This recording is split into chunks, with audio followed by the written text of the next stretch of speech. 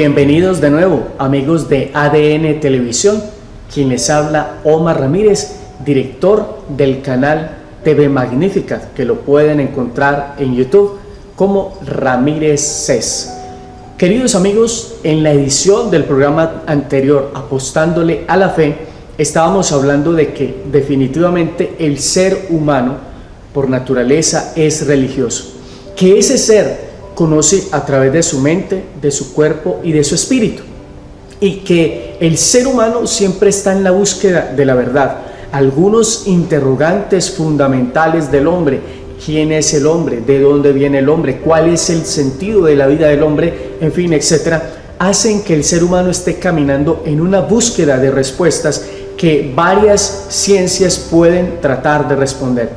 Pero nos metimos por el lado de la religión porque muchas veces nos hemos encontrado con personas que dicen: la iglesia nos salva, la religión nos salva.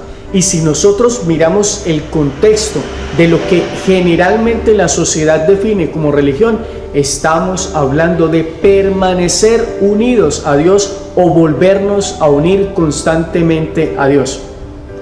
Alrededor de estos días hemos estado mirando unas lecturas del libro del Génesis que nos hablan de los comienzos de la creación y cómo el hombre rompe relación con Dios a través del pecado y cómo Dios le ofrece la oportunidad de reivindicarse, de reconciliarse con Él. Y en este sentido nosotros vamos tratando de buscar el contacto nuevamente con Dios, nuestra relación nuevamente con Dios. No se trata de vivir una religiosidad de una manera desacreditada, sino una espiritualidad de una manera auténtica. Y nos han dicho que la religión nos salva. En este caso estaríamos nosotros intentando decir que la relación con Dios no puede salvarnos.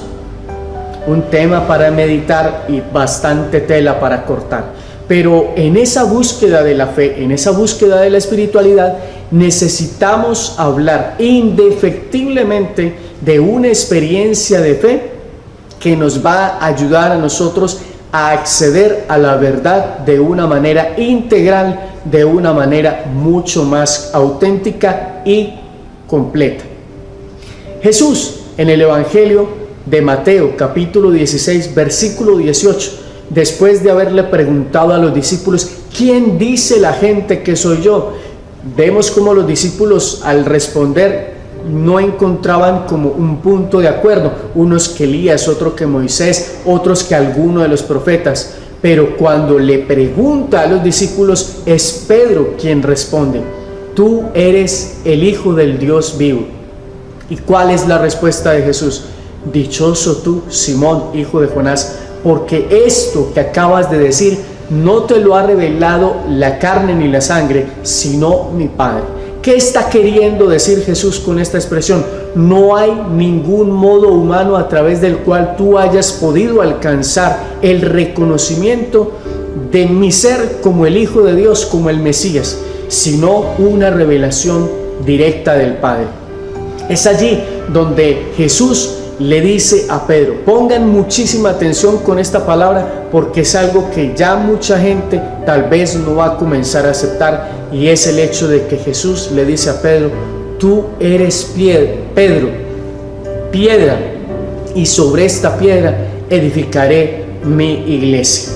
Algunas personas se atreverán a decir que cuando Jesús dice sobre esta piedra edificaré mi iglesia, Jesús se está refiriendo a sí mismo, lo cual no tiene sentido, porque en la Sagrada Escritura, a lo largo de ella, cuando se le cambia el nombre a alguna persona, es porque tiene una misión importante, y Dios no le va a cambiar nunca el nombre a una persona deportivamente. Qué bueno que nosotros podamos entender que Jesús dice: sobre ti edificaré mi iglesia. Recuerden Mateo 16, 18, y enseguida aparece otro signo muy importante que no es un signo de relación con los demás discípulos, sino solamente con Pedro. Dice: y a ti te daré las llaves del reino. Lo que ates en la tierra quedará atado en los cielos, y lo que desates en la tierra quedará desatado en los cielos.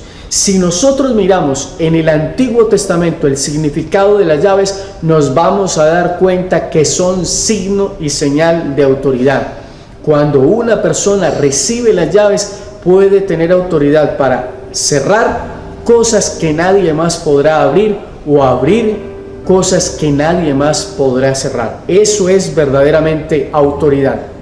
Además de eso, podemos descubrir a Jesús formando a unos discípulos para después enviarlos a predicar y a continuar con su misión, porque Él sabe que el tiempo que le queda en este mundo es poco y ya vamos a tener que quedarnos solos. Pero Él dice, yo no puedo dejar a la humanidad sola. Por eso, si vamos al Evangelio de Mateo, capítulo 28, versículo 19 y siguientes, nos vamos a encontrar con un Jesús que le dice a sus discípulos, después de haberles formado, yo los envío para que vayan a todo el mundo y hagan discípulos a todas las gentes, bautizándolas en el nombre del Padre, en el nombre del Hijo y en el nombre del Espíritu Santo. Y enseguida una promesa que me parece hermosísima: yo estaré con ustedes siempre hasta el fin del mundo.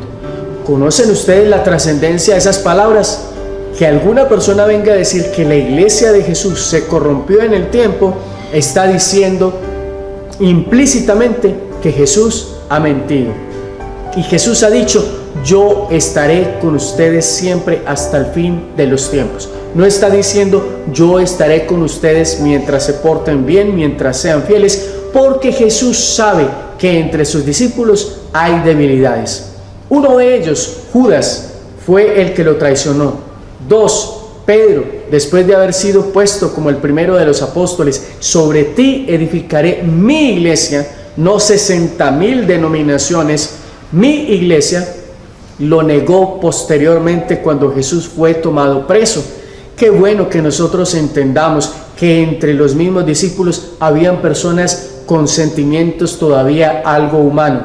Y si no, ¿qué decimos de Santiago? Aquellos que son llamados hijos del trueno, quienes después de haber sido rechazados por un pueblo, deciden decirle al Señor, Señor, ¿quieres que hagamos caer fuego sobre ellos? Y Jesús inmediatamente los reprende. ¿Qué nos está diciendo esto a nosotros? Que incluso de entre los discípulos de Jesús habían personas con debilidades. Y lo que Pablo más adelante nos va a ayudar a nosotros a entender cuando eleva su oración a Dios diciéndole que tiene un aguijón en su carne y le ha orado a Dios para que le quite esa debilidad que tiene a nivel humana, puesto que él muchas veces lo ha confesado: no hago el bien que quiero y hago el mal que no quiero. ¿Y qué le responde el Señor? Mi gracia te basta.